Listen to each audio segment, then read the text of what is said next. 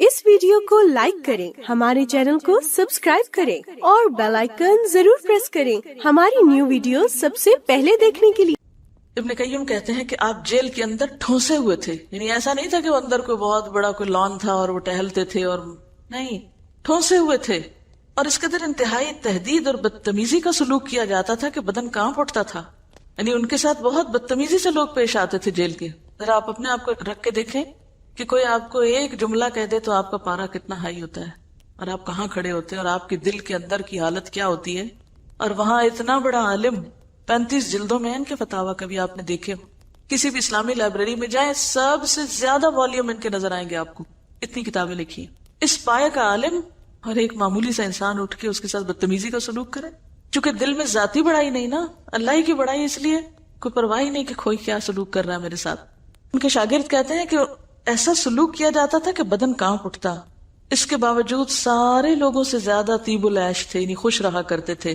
सबसे ज्यादा मुनशरह सद्र, उनका सीना खुला होता था, दिल के अंदर कोई घुटन नहीं। सबसे ज्यादा मजबूत दिल वाले, तमाम लोगों से ज्यादा खुश दिल नजर आते कि नेमत और जिंदगी की ताजगी और रौनक के आसार उनके चेहरे पर नुमाया दिखाई देते। यानी वो रौनक सिर्फ बाहर नहीं, जब जेल में गए तब भी उनका चेहरा तरोताजा था, वहां भी खुश नजर आते थे, मुस्कुराते हुए नजर आते थे। अच्छा, हमारा हाल क्या होता है? 2 जुमले कोई गम के सुन ले, कोई परेशानी की खबर सुन ले, जाके पहले शीशे में जरा शक्ल देखा करे। शक्लें हमारी देखने वाली होती हैं उस वक्त। और यहाँ हाल क्या है कि इंतहा दर्जे की बदसलूकी और बदतमीजी के बावजूद भी इंतहाई खुश हैं। खतरात और वहशत की घटाएं हम पे छा जाती। शागिर्द कहते हैं कि हमारे ऊपर ऐसे ऐसे खौफ और एक परेशानी के, दुख के और गम के असरात होते। चारों तरफ से हम खतरनाक हालात में घिर कर दिल छोड़ बैठते, मायूस होने लगते। तरह तरह की बदगुमानियों का हमारे दिल में तांता बच जाता। और जब हम घबरा के उनके पास आते, आपको देखते, आपकी बातें सुनते, हमारी सारी वहशतें दूर हो जाती। और होना तो ये चाहिए ना कि सबकी परेशानियां सुन के वो भी परेशान होकर बैठ जाएं, लेकिन नहीं, परेशान हाल लोग आते और उन सब की परेशानियां दूर हो जाती जब वो उनकी बात सुनते, सबके खौफ दूर हो जाते। वो कहते हैं कि हमारी बदगुमानियां रफा हो जाती, हमारी काया पलट जाती, दिल की तंगी कुशादगी में बदल जाती, कमजोरी ताकत में बदल जाती, गुमान यकीन में बदल जाते, घबराहट इत्मीनान में बदल जाती। यानी जब हम उनकी मजलिस से उठते थे तो हमारी ये कैफियत होती थी, हमें याद ही ना रहता कि हम किसी परेशानी में आए थे। और ये किसके पास होता? जिसने खुद इन सारी चीजों का एक्सपीरियंस किया हो। क्योंकि आप जिस मजलिस में बैठते हैं, जिस शख्स के पास बैठते हैं, आप वैसे ही महसूस करने लगते हैं। जिसका अपना दिल ना खुला वो दूसरों का दिल नहीं खोल सकता, जिसके अपने अंदर खुशी ना वो खुशियां बांट ही नहीं सकता। क्योंकि मायूस और गमगीन लोग सिर्फ मायूसियां बांटते हैं, सिर्फ नफरतें फैलाते हैं, सिर्फ एक नेगेटिविटी आम करते हैं, बदगुमानियां आम करते हैं, वो दिलों को जहन्नम बनाते हैं। और सिर्फ इमाम इब्न तैमिया ही नहीं, और भी अइम्मा कराम हैं, और भी बुजुर्ग हैं। इमाम अहमद बिन हम्बल भी इन्हीं में शामिल हैं। उनके बारे में आता है, इमाम अहमद बिन हम्बल कहते हैं, अगर बादशाहों और शहजादों को हमारी हालत का सही पता चल जाए, हमारे दिल की हालत वो देख लें, तो तलवारों से लड़कर भी हमसे ये दौलत छीनने को तैयार हो जाए।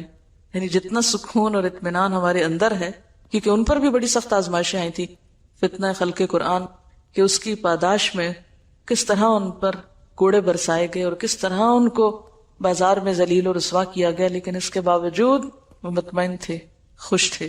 कहते हैं कि अगर हाथी पर भी वो कोड़े बरसते तो तड़प उठता, जितने कोड़े उन पे बरसाए गए। इतनी तकलीफ उठाने की हिम्मत कहाँ से आई, ये ताकत कहाँ से आई? ये इसी अल्लाह की याद से आई। एक और बुजुर्ग कहते हैं, बेचारे दुनिया के मिस्कीन दुनिया भी छोड़ गए और दुनिया की बेहतरीन चीज की लज्जत और जायका से भी बहरावर न हो सके। किसी ने दरियाफ्त किया वो बेहतरीन चीज क्या है जो दुनिया की मोहब्बत में पड़े हुए लोगों को पता ही नहीं। फरमाया, अल्लाह की मोहब्बत और अल्लाह की मारिफत और अल्लाह की याद।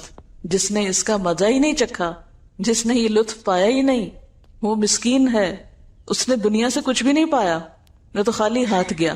जाहिर है जो दुनिया कमाई माल और दौलत हो तो पीछे रह जाता है ना। एक और बुजुर्ग कहते हैं, मुझ पे ऐसा वक्त आता है, यानी जिक्र और अल्लाह के कलाम की वजह से, कि जिसमें मैं पुकार उठता हूँ कि अहले जन्नत अगर ऐसी हालत में हो तो यकीनन बेहतरीन जिंदगी में होंगे। यानी मुझे दुनिया में भी बैठे बैठे अपने दिल के अंदर एक जन्नत की फीलिंग आने लगती है। और ये सिर्फ उस वक्त होता है जब इंसान का अल्लाह से ताल्लुक बिल्कुल खालिस हो जाए, कोई दूसरा बीच में ना हो। और जिस शख्स का ताल्लुक अल्लाह से टूट जाए फिर उसका हाल परेशान हाल होता है। من اعرض عن ذکری فإن له معیشۃ ضنکا، نہ وہ اپنے وقت کا صحیح استعمال کر سکتا ہے، نہ اپنی صلاحیتوں کا صحیح استعمال کر سکتا ہے، نہ اپنی زندگی سے کوئی بہترین کام لے سکتا ہے، وہ ہر وقت ایک پریشان خیالی کا شکار ہے، بکھرے ہوئے حال والا ہے، اور کان امرہ فرطا۔ اسی لیے ہمیں قرآن پاک میں اس بات سے منع کیا گیا ہے کہ ایسے لوگوں کی کمپنی میں نہ بیٹھا جائے، ایسے لوگوں کی بات نہ مانی جائے جو اللہ کی یاد سے غافل ہوں۔ وَلَا تُطِعْ مَنْ أَغْفَلْنَا قَلْبَهُ عَنْ ذِكْرِنَا وَاتَّبَعَ هَوَاهُ وَكَانَ أَمْرُهُ فُرُطًا۔ وَلَا تُطِعْ، مت اطاعت کرو، کس کی؟ من اغفلنا قلبہ عن ذکرنا، جس کے دل کو ہم نے اپنی یاد سے غافل کر رکھا ہے۔ غافل لوگوں کی صحبت سے، غافل لوگوں کی مجلس سے پرہیز کرو۔ کیوں؟ ان کا حال کیا؟ واتبع ہواہ، کیونکہ وہ تو اپنی خواہشات کے بندے، جس نے اپنی خواہشات کی پیروی کی۔ وکان امرہ فرطا، نتیجتاً اس کے کام کیسے کام ہوتے ہیں؟ ان آرگنائزڈ، بکھرے ہوئے۔ فرطا، کوئی سمجھ نہیں اس کو کیا کرنا اور کیا نہیں کرنا۔ تو جس شخص کی زندگی میں کوئی ترتیب ہی نہ ہو، تنظیم ہی نہ ہو، اس کو پتہ ہی نہ ہو اس نے سویرے کیا کرنا ہے اور شام کیا کرنا ہے، اس نے اب کیا کرنا ہے اور کل کیا کرنا ہے، تو ایسا شخص تمہیں بھی کیا بنا دے گا؟ کیونکہ صحبت کا تو اثر ہوتا ہے، وہ تمہیں بھی غافل کر دے گا۔ تمہارے اندر بھی اسی طرح کی بے ترتیبی اور پراگندہ خیالی اور پھر مایوسیاں اور پریشانیاں اور وہ ساری نیگیٹو چیزیں تمہارے اندر بھی آ جائیں گی۔ تو بات یہ ہے کہ ذکر کرنے والا نہ صرف یہ کہ خود خوش بخت ہوتا ہے، خود پرسکون ہوتا ہے، بلکہ اس کی مجلس میں بیٹھنے والے بھی پرسکون ہوتے ہیں۔ اسی طرح غافل شخص جہاں خود پریشانیوں کا شکار ہوتا ہے، اس کے پاس بیٹھنے والے بھی ویسے ہی پریشان خیال ہو جاتے ہیں۔ اب دیکھیں کہ غافل شخص کی ملاقات اور غافل شخص کی صحبت ایسے ہی ہے نا کہ جیسے مثلاً اگر آپ کہیں جا رہے ہیں گاڑی پہ، تو راستے میں کوئی آپ کی گاڑی روکے تو آپ کیا دیکھیں گے؟ دیکھ کے کیا کریں گے؟ یہ کیوں روک رہا ہے؟ یا تو کوئی دوست ہوگا تو یا پھر اجنبی ہوگا۔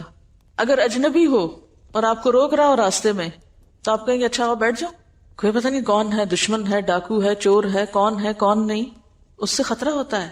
تو بالکل اسی طرح جب آپ ایسے لوگوں کی مجلسوں میں بیٹھتے ہیں جو اللہ سے غافل ہیں، اللہ کی معرفت نہیں ان کو، تو زیادہ دیر جب آپ ان کی کمپنی میں گزارتے ہیں تو نتیجہ کیا ہوتا ہے؟ جو آپ کے دل میں بھی خیر ہوتی ہے وہ بھی چھن جاتی۔ ایک مرتبہ مولانا رومی سے کسی شخص نے دریافت کیا کہ دنیا کی مثال کیسی ہے۔ مولانا نے جواب میں نہایت خوبصورتی کے ساتھ دنیا کی مثال بیان کی۔ مولانا نے فرمایا، دنیا کی مثال ایک جنگل کی سی ہے جس میں انسان چلا جا رہا ہے کہ اچانک ایک شیر نمودار ہوتا ہے اور مسلسل اس کا تعاقب کرنے لگتا ہے، یعنی شیر پیچھے آنے لگتا ہے اس کے۔ انسان اس کے خوف سے بھاگتا چلا جاتا ہے کہ اچانک سامنے ایک گڑھا آ جاتا ہے جس میں اژدہا ڈسنے کے لیے تیار بیٹھا ہے۔ وہ شیر اور اژدہے کے خوف سے، اژدہا کس کو کہتے ہیں؟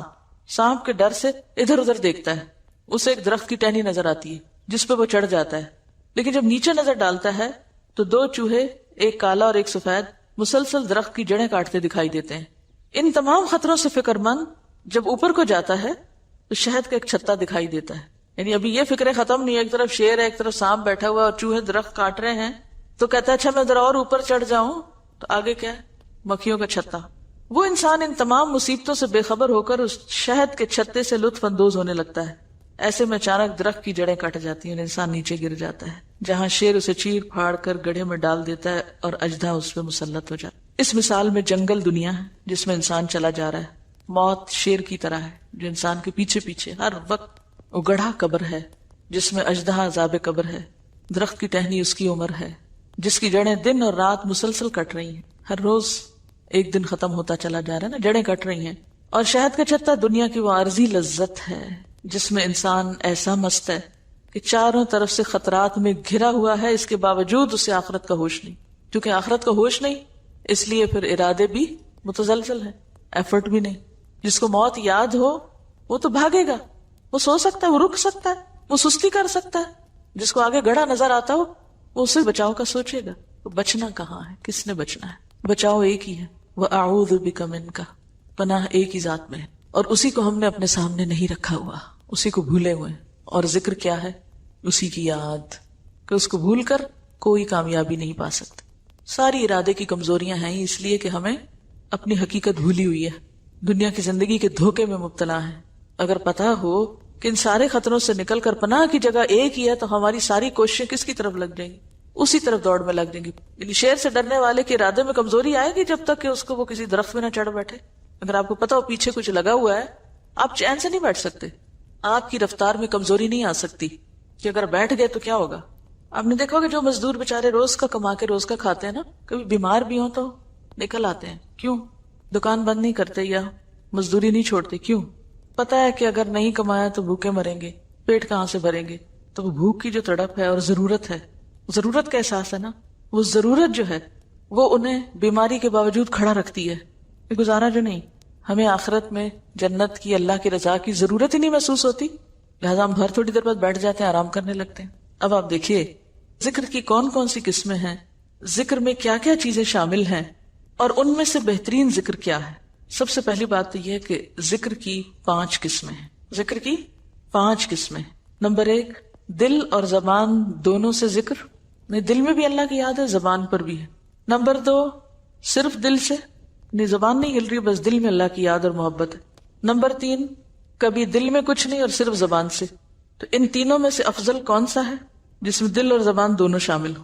اب آپ دیکھیے کہ جو آپ زبان سے کرتے ہیں, خواہ دل شامل ہے یا نہیں, اس کی پھر آگے 2 قسمیں. ایک تنہائی میں اپنے ہی اندر, اور ایک دوسرے لوگوں کے ساتھ کسی مجلس میں. ایک ہے اکیلے اللہ کو یاد کرنا, اور ایک ہے دوسروں کے ساتھ مل کے یاد کرنا. تنہائی میں جو ذکر کرتے ہیں اس میں مثلا سبحان اللہ و بحمدہ سبحان اللہ العظیم کی تسبیح پڑھ لینا, یا سبحان اللہ و بحمدہ عدد خلقہ و رضا نفسہ و زنۃ عرشہ و مداد کلماتہ. یہ کیا ہے؟ اللہ کی تسبیح, حمد و ثنا. بہترین پھر ذکر کیا ہے جو تنہائی میں آپ کریں, جس میں اللہ کی حمد و ثنا ہو. اور پھر لوگوں کے ساتھ جب آپ اللہ کا ذکر کریں تو اس میں کیا ہو؟ اس میں بھی بہترین ذکر کیا ہے کہ آپ اللہ کی پہچان لوگوں کو کرائیں. ٹھیک ہے, اللہ کی معرفت دلانا. مثلا یہ کہ اللہ تعالیٰ نے ہمیں پیدا کیا ہے, یہ ساری نعمتیں اللہ کی ہیں, اللہ ہمیں دیکھتا ہے, ہماری باتیں سنتا ہے, اللہ تعالیٰ ہماری دعائیں سنتا ہے, اللہ تعالیٰ بہت مہربان ہے, رحیم ہے, شفیق ہے. جتنے بھی اسماء حسنی ہیں ان سب کے حوالے سے کوئی بھی پہچان آپ اللہ کی کرا سکتے ہیں بندوں. یہ بہترین ذکر ہے جو بندوں کے ساتھ اللہ کا کیا جا سکتا ہے. یعنی بندوں کے ساتھ جب اللہ کی بات کریں تو اللہ تعالیٰ کے انعامات, احسانات اور اس کی صفات اور اس کے ناموں کا ذکر کریں.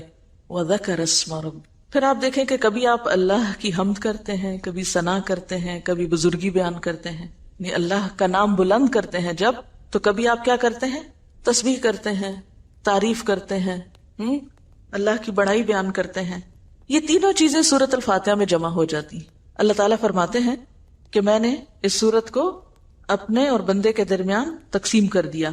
بندہ جب کہتا ہے الحمدللہ رب العالمین تو اللہ تعالیٰ فرماتے ہیں حمدنی عبدی, میرے بندے نے میری حمد کی. جب کہتا ہے الرحمن الرحیم تو اللہ تعالیٰ فرماتے ہیں اثنا علی عبدی, میرے بندے نے میری ثنا کہی. جب کہتا ہے مالک یوم الدین تو اللہ تعالیٰ فرماتے ہیں میرے بندے نے میری بزرگی بیان کی, یعنی میری ہیبت ہے اس کے دل میں کہ وہ مالک یوم الدین ہے. تو یہ بھی کیا ہے؟ اللہ کا ذکر کرنا. گویا کسی کو سورۃ الفاتحہ کا ترجمہ اور تفسیر اور معنی بتا دینا کیا ہے؟ بہترین ذکر ہے, بہترین ذکر, کیونکہ اس میں قرآن پاک بھی شامل ہے اور قرآن میں بھی ام القرآن ہے. پھر اسی طرح کوئی بھی اللہ کی بات کرنا, اللہ تعالیٰ کے احکامات کے بارے میں بتانا کہ اللہ تعالیٰ کن باتوں سے راضی ہوتا ہے, کن سے ناراض ہوتا ہے, یعنی جس کو عام زبان میں آپ واز کہتے ہیں, ٹھیک ہے نا, یا قرآن کا پڑھانا وغیرہ. اب آپ دیکھیے کہ ذکر جو ہوتا ہے وہ دعا سے بھی افضل ہوتا ہے, کیونکہ اللہ تعالیٰ کی تعریف کرنا کیا ہے؟ اللہ کو یاد کرنا. اور دعا کرنا کیا ہے؟ اللہ سے کچھ مانگنا. حدیث میں آتا ہے جو میرا ذکر کرتے کرتے اپنی حاجت اور درخواست پیش نہ کر سکے, یعنی دعائی نہ مانگ سکے, میں اسے مانگنے والے سے بھی زیادہ عطا کر دیتا ہوں. یعنی انسان پہ کوئی دکھ پریشانی ہے اور وہ صرف ذکر شروع کر دے, درود شریف شروع کر دے, تو کیا ہوتا ہے؟ اگر وہ دعا نہ مانگ سکے تو بھی کیا ہوتا ہے؟ مانگنے سے بھی زیادہ مل جاتا ہے. اسی لیے ہم دیکھتے ہیں کہ یونس علیہ السلام جب مچھلی کے پیٹ میں گئے تھے تو انہوں نے یہ تو نہیں کہا تھا اللہ مجھ سے نکال, کیا کہا تھا؟ لا الہ الا انت سبحانک انی کنت من الظالمین. حضرت ایوب علیہ السلام کو جب تکلیف پہنچی تھی تو انہوں نے کیا کہا تھا؟ انی مسنی الضر وانت ارحم الراحمین. مانگا کچھ نہیں, آپ صلی اللہ علیہ وسلم دکھ اور تکلیف کے وقت کیا پڑھا کرتے تھے؟ لا الہ الا اللہ العظیم الحلیم، لا الہ الا اللہ رب العرش العظیم، لا الہ الا اللہ رب السماوات ورب الارض ورب العرش الکریم. اور اس میں کیا ہے؟ کچھ نہیں مانگا، صرف اللہ کو یاد کیا ہے. آپ صلی اللہ علیہ وسلم نے ایک شخص کو دعا کرتے ہوئے سنا، اللہم انی اسألک بانی اشہد انک انت اللہ لا الہ الا انت الاحد الصمد الذی لم یلد ولم یولد ولم یکن لہ کفوا احد. تو آپ نے فرمایا اللہ کی قسم جس کے ہاتھ میں میری جان ہے، اس شخص نے اللہ تعالیٰ کے ایسے نام کے ساتھ، ایسے اسم اعظم کے ساتھ دعا کی ہے جس کے ذریعے اگر دعا کی جائے تو قبول ہو جائے، سوال کیا جائے تو پورا کر دیا جائے. تو اس میں کیا ہے؟ مانگا کچھ بھی نہیں، بس یہ کہ اللہ اس لیے تجھ سے مانگتا ہوں کیونکہ تو ایک ہے، تیرے سوا کوئی الہ نہیں، تو اکیلا ہے، بے نیاز ہے، لم یلد ولم یولد ولم یکن لہ کفوا احد. تو یہ مانگنے کا انداز جو ہے جس میں صرف اللہ کا ذکر ہو، یہ عام دعاؤں سے بھی زیادہ افضل ہے. حضرت انس سے مروی ہے کہ وہ آپ صلی اللہ علیہ وسلم کے ہاں بیٹھے ہوئے تھے. ایک شخص نے نماز پڑھی اور دعا کی، اللہم انی اسألک بان لک الحمد لا الہ الا انت المنان بدیع السماوات والارض یا ذا الجلال والاکرام یا حی یا قیوم. مانگا کچھ نہیں. تو آپ صلی اللہ علیہ وسلم نے فرمایا اس نے اللہ کو ایسے اسم اعظم سے پکار لیا ہے جس کے ساتھ دعا کی جائے تو وہ قبول فرماتا ہے، سوال کیا جائے تو پورا کرتا ہے. وَذَكَرَ اسْمَ رَبِّهِ، پھر آگئی نا وہی بات، اللہ کے اسماء الحسنى کے ساتھ مانگنا. وَلِلَّهِ الْأَسْمَاءُ الْحُسْنَى فَادْعُوهُ بِهَا، اللہ کے لیے ہیں اچھے اچھے نام، اسے ان ناموں کے ساتھ پکارو. اب آپ دیکھیے، ایک ہے ذکر کرنا، ایک ہے دعا مانگنا. اب دعا سے افضل بھی ایک چیز ہے اور وہ ہے قرآن کا پڑھنا. تلاوت قرآن ذکر سے اور ذکر دعا سے افضل ہے. تو قرآن کا پڑھنا سوائے رکوع اور سجدے کے، کیونکہ اس میں منع کیا گیا ہے. ابن عباس سے مروی ہے کہ آپ نے مرض الوفات میں پردہ اٹھا کر دیکھا تو لوگ حضرت ابوبکر کے پیچھے صفیں بنا کر کھڑے تھے. آپ نے فرمایا لوگوں، مبشرات نبوت میں سے اب صرف اچھے خواب باقی ہیں جنہیں کوئی مسلمان دیکھتا ہے یا اسے دکھائے جاتے ہیں. خبردار، رکوع اور سجود میں قرآن پڑھنا منع ہے، اس میں صرف تسبیح ہوتی ہے. رکوع میں اللہ عز و جل کی عظمت و کبریائی بیان کرو اور سجدہ میں دعا کی کوشش کیا کرو، کیونکہ ایسی صورت قبولیت کے لیے زیادہ بہتر ہے، یعنی سجدے میں زیادہ دعا قبول ہوتی ہے. احمد، مسلم اور نسائی کی روایت ہے. اتل ما اوحی الیک من الکتاب واقم الصلاۃ ان الصلاۃ تنہی عن الفحشاء والمنکر ولذکر اللہ اکبر واللہ یعلم ما تصنعون. اتلو، تلاوت کیجئے، ما اوحی الیک من الکتاب، کتاب میں سے جو بھی آپ کی طرف وحی کیا گیا ہے، واقم الصلاۃ، اور نماز قائم کیجئے، ان الصلاۃ تنہی عن الفحشاء والمنکر، کیونکہ نماز تو بے حیائی اور برائی سے روکتی ہے اور اللہ کا ذکر سب سے بڑی چیز ہے. یعنی تلاوت میں اور نماز میں بھی اصل چیز کیا ہے؟ اللہ کی یاد. یا دوسرا معنی یہ بھی کیا جاتا ہے کہ نماز اللہ کے ذکر کی سب سے بڑی قسم ہے اور اللہ کو پتا ہے جو تم کرتے ہو. اس لیے محض تلاوت قرآن سے بھی افضل چیز کیا ہے؟ نماز. وَذَكَرَ اسْمَ رَبِّهِ فَصَلَّى، وہ ہائٹ ہے نماز. جو تلاوت قرآن کا پڑھنا نماز کے اندر ہوتا ہے وہ اس پڑھنے سے افضل ہے جو نماز کے بغیر پڑھا جاتا ہے. تو اس سے کیا پتا چلتا ہے کہ ذکر کے بھی درجے، ایک درجہ ہے دعا مانگنے کا، ایک درجہ ہے ذکر کرنے کا، ایک درجہ ہے قرات کا، قرآن پڑھنے کا، اور ایک درجہ ہے نماز پڑھنے کا اور نماز کے اندر قرآن پڑھنے کا. آگے سے آگے، اوپر سے اوپر ہے نا. اور یہاں بھی کیا، وَأَقِمِ الصَّلَاةَ کے بعد کیا فرمایا؟ وَلَذِكْرُ اللَّهِ أَكْبَرُ. تو ایک معنی اس کا کیا بنتا ہے کہ نماز اللہ کا سب سے بڑا ذکر ہے. اب بات یہ ہے کہ ذکر کی جو مختلف قسمیں ہیں ان میں پھر افضل ترین ذکر کیا ہوا؟ نماز، اور اس سے کم پھر قرآن. اور قرآن کے ذکر یا تلاوت کے بھی دو طریقے، ایک خود پڑھنا اور ایک دوسروں کے ساتھ پڑھنا، شیئر کرنا، یعنی اس کو سیکھنا اور سکھانا. جیسے حدیث میں آتا ہے خیرکم من تعلم القرآن وعلمہ، تم میں سے بہترین ہے وہ شخص جو قرآن سیکھے اور آگے سکھائے، بہترین عمل میں سے ہے. اور اس کے برعکس من اعرض عن ذکری، جس نے اس کتاب کو چھوڑ دیا، کیونکہ یہاں ذکر سے مراد قرآن ہی ہے، فإن له معیشۃ ضنکا، اگرچہ سارا ذکر یعنی ابھی تک جو میں ذکر کی باتیں کرتی رہی اس سے مراد میری صرف تسبیح نہیں تھی، وہ ان سب چیزوں کو شامل ہے. وَنَحْشُرُهُ يَوْمَ الْقِيَامَةِ أَعْمَى. اگر اس کتاب کو چھوڑ دیا، اس سے آنکھیں بند کر لی، ان آیات کو بھلا دیا، تو پھر نہ دنیا میں چین ہے اور نہ آخرت میں. حدیث میں آتا ہے اللہ اسی کتاب کے ساتھ کچھ قوموں کو عزت بخشتا ہے اور کچھ کو ذلیل کرتا ہے. یہاں ایک آخری بات یہ یاد رکھیے کہ ہماری اکثریت جو ہے ذکر کو اس طرح لیتی ہے جیسے کوئی جادو منتر ہو. جب ذکر کا لفظ بولا جاتا ہے تو اس کو عموماً ورد، وظیفہ اور منتر اور بس برکت کی چیز کے طور پر لیا جاتا ہے. اور وہ بھی کب کیا جاتا ہے؟ جب کوئی مشکل پیش آتی، اور اس کے بھی خود ساختہ طریقے ایجاد کیے ہوئے ہیں. کوئی پریشانی ہوئی، کوئی تکلیف ہوئی، یہ اتنے ہزار پڑھ لو، یہ اتنے ہزار پڑھ لو. تو یاد رکھیے کہ ذکر الہی کوئی جادو منتر نہیں ہے. ہم بھی دنیا کے فائدے اور برکتیں اور پتہ نہیں کیا کیا سمیٹنے کے لیے اسی طرح بغیر سوچے سمجھے الٹے سیدھے وظیفے کرتے رہتے ہیں. کبھی آدھی آیت، کبھی کوئی حصہ، کبھی کچھ، اور قرآن کی وہ آیت کسی کانٹیکسٹ میں ہوتی ہے اور وہ کسی اور ہی مقصد کے لیے اس کو پڑھ رہے ہوتے ہیں. تو یاد رکھیے اللہ کے خزانوں تک پہنچنے کے لیے ایسے وظیفے نہیں بتائے گئے کہ جن کا نہ مطلب آتا ہو نہ معنی آتا ہو اور خود ساختہ طریقوں سے ایک منتر کے طور پہ پڑھتے ہوں. ذکر الہی منتر کا نام نہیں ہے، اور ہماری اکثریت اس غلط فہمی کا شکار ہے. وہ کہتے ہیں فلاں مسئلہ ہو گیا، یہ کام نہیں ہوتا، یہ اتنی دفعہ پڑھ لو یہ ہو جائے گا. اس کو انہوں نے وظیفہ بنا رکھا ہے یا اس کو انہوں نے ذکر کا نام دے رکھا ہے. ذکر نام ہے اللہ کی طرف جھکنے کا، اللہ کی پہچان کا، اللہ کی یاد کا.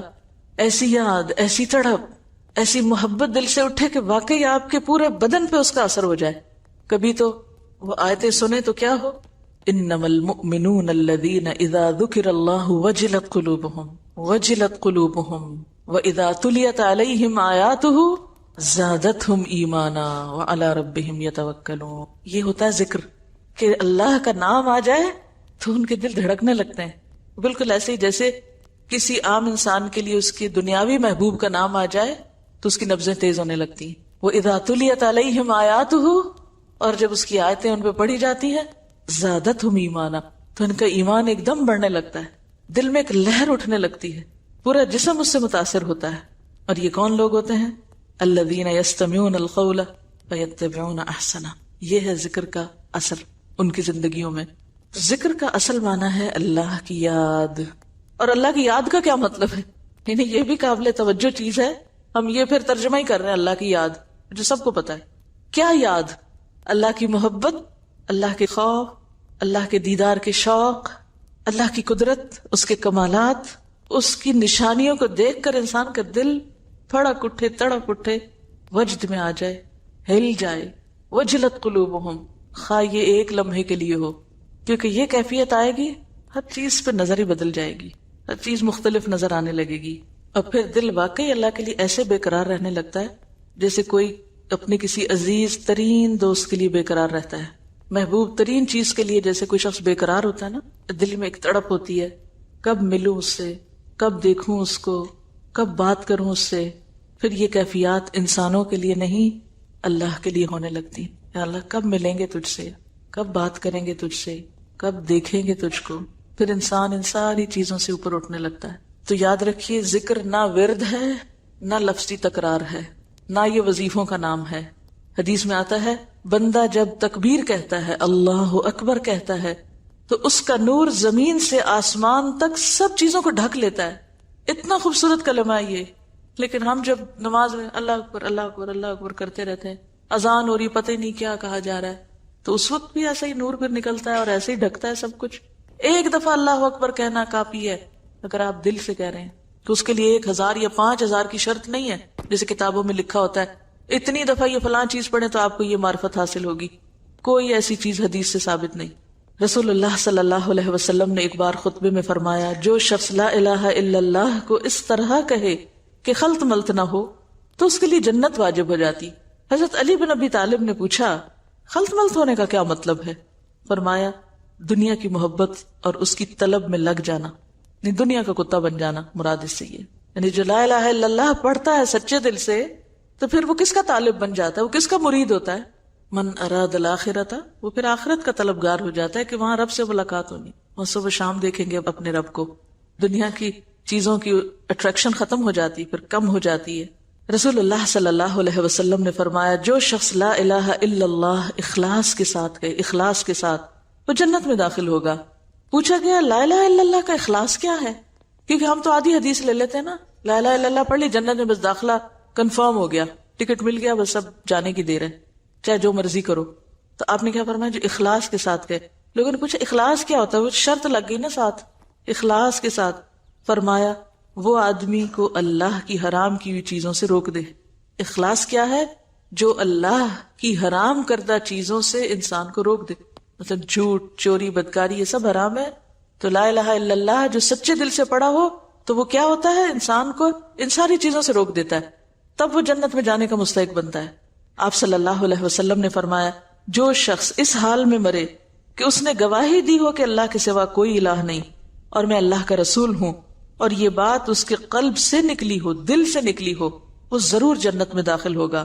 ایک دوسری روایت میں آتا ہے جو اس بات کو جان لے کہ اللہ اس کا رب ہے، ان الذین قالوا ربنا اللہ، اور میں خدا کا رسول ہوں، اس نے دل سے اس کا یقین کیا ہو، تو جہنم کی آگ اللہ اس کے لیے حرام کر دے۔ کیونکہ جب یہ باتیں دل سے نکلتی ہیں، جب یہ ذکر واقعی دل کا حصہ بنتا ہے، تو ہو نہیں سکتا کہ انسان کا عمل نہ بدلے۔ ہمارے اعمال کیوں نہیں بدلتے؟ ہم زبان سے ہی صرف رسمی ذکر کرتے رہتے ہیں، وظیفے پڑھتے رہتے ہیں، لیکن حقیقی معنوں میں اللہ کو یاد نہیں کرتے۔ اللہ سے دعا ہے کہ وہ ہمیں ذاکرین میں شامل کر لے، واقعی ہمارے دلوں، دماغوں، خیالوں، روح میں اللہ کی یاد سما جائے۔ وآخر دعوانا ان الحمد للہ رب العالمین۔ سبحانک اللہم وبحمدک، نشہد ان لا الہ الا انت، نستغفرک ونتوب الیک۔